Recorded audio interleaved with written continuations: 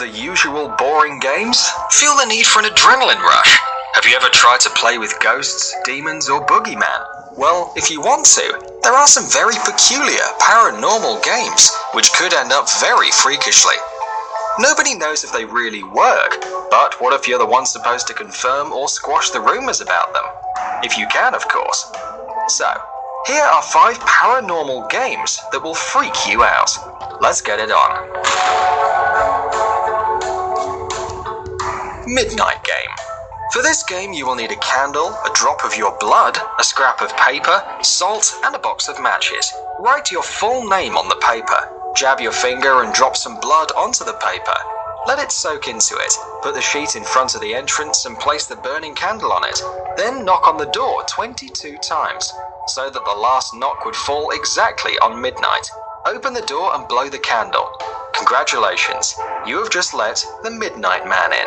Now you can close the door and relight the candle. Let the game begin. You have to wander around the house, illuminating the roots with the candle, and do your best to avoid the Midnight Man. If the candle goes out, it means that the creature is somewhere around. You have 10 seconds to relight it. If you don't make it in time, enclose yourself in a circle of salt. Otherwise, the Midnight Man will make you hallucinate until 3:33 a.m. At 3:33 exactly, the game is over, and the Midnight Man is gone. While playing, you cannot by no means turn up the lights or use a lantern. You shouldn't go to sleep, and don't even think of using another person's blood on the paper bearing your name, or you can anger the Midnight Man. Nobody knows what can happen if you do. Elevator to Another World. This game originated in Korea. According to the legend, those who follow all the instructions end up, as a result, in another dimension. First you have to find a building which is at least 10 stories high and has an elevator. On the ground floor, call the lift and get in. Push the 4th floor button. Don't go out, simply go down to the 2nd floor. Then go up to the 6th, then down to the 2nd, then to the 10th. Once on the 10th, push the 5th floor button. They say that on the 5th floor, a beautiful young woman must come in, but you can't even look at her or, God forbid, talk to her. Once she's inside, push the 1st floor button. If you manage to pull it off right, then the elevator will lift you up to the 10th floor instead of the 1st. While elevating, you still have a chance, one last chance, to call it off by clicking another button. But at the moment the doors are open on the 10th side, you are already in another dimension. To come back to the normal world, you have to perform the same ritual, but backwards. However, some claim that returning home is much harder. You can easily be disorientated and forget which of the elevators you used, or it could move away from you in some weird way as you are coming closer. The Ouija board game. The Ouija board game is undoubtedly the most famous and popular paranormal game in the world. In 1890, American businessman Elijah Bond patented it, but there is no evidence whatsoever that it was he who invented it. The talking board is marked with the letters of the alphabet, the numbers 0 to 9, and the words yes, no, hello, and goodbye.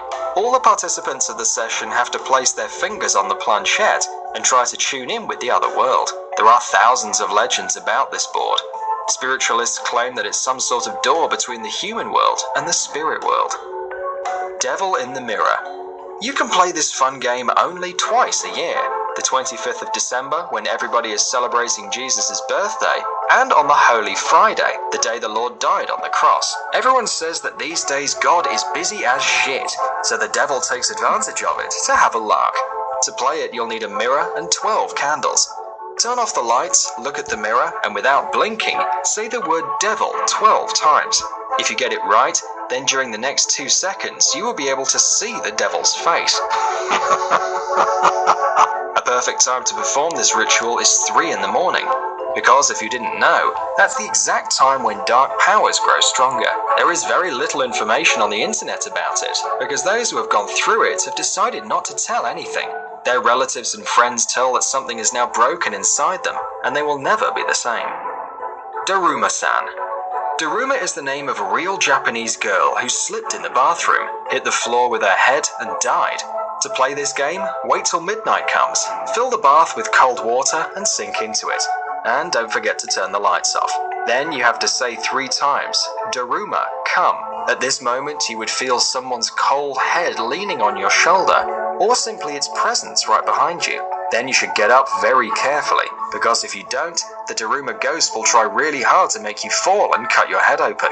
If the ritual is performed right, the young Japanese girl's spirit will haunt you all day long. You will feel her presence all the time, and if you turn around quickly enough, you can catch on her silhouette with your side vision.